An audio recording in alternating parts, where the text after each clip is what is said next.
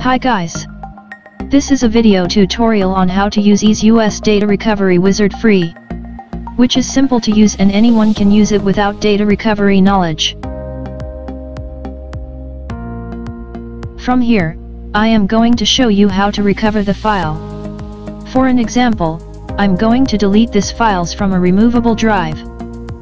Just a reminder, I used the permanent delete, so that it will not go to the recycle bin. In case note, if you accidentally delete files or data crashes, you can recover it by using this software. Now, you can launch the software, then select the removable drive in which the files are deleted.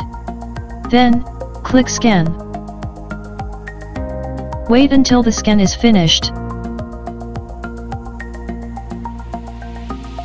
Just to be sure, select all the files to be recovered, whether it is duplicated or not.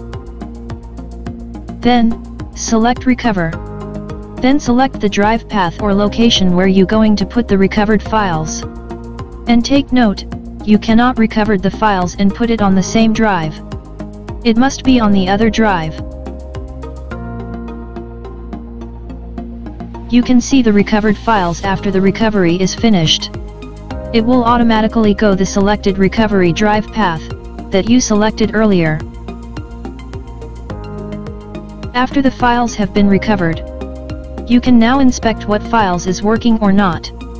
Delete the files you cannot open correctly. Then get the files that works. That pretty simple, right?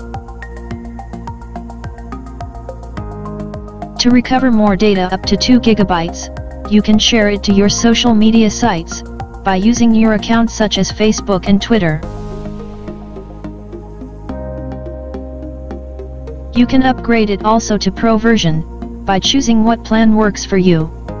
There is a 1-month subscription for just $69.95. Then 1-year subscription for $99.95. And the lifetime upgrade for $149.95.